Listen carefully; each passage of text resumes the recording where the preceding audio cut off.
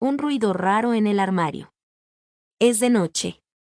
Sofía está en su cuarto, leyendo. Todo está tranquilo. De pronto, crack. Un ruido suena en el armario. Sofía se queda quieta. ¿Qué fue eso? Susurra. Mira el armario. Está cerrado. Crack, crick. Otro ruido. Sofía se levanta despacio. ¿Hay alguien ahí? Pregunta.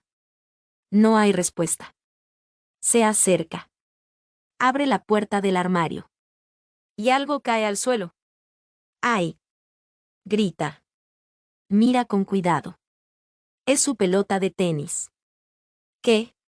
Dice, confundida. ¿Cómo llegó aquí? Revisa el armario. Hay zapatos, ropa, una caja y su mochila.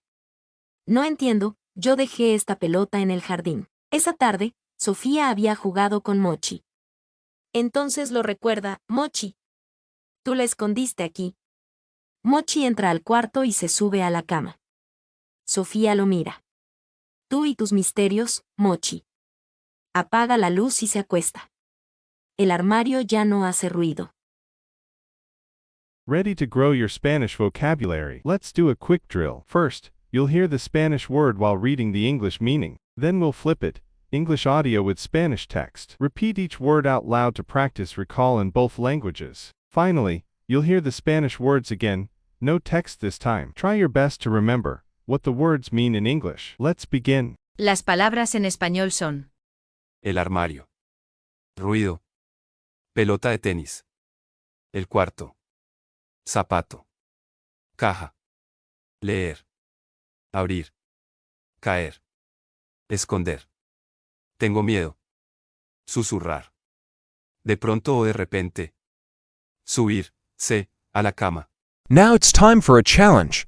Listen closely as we list the words in English. How many can you recall in Spanish? Closet.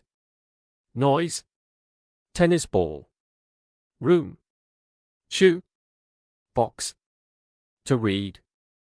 To open. To fall. To hide. I'm scared. To whisper. Suddenly.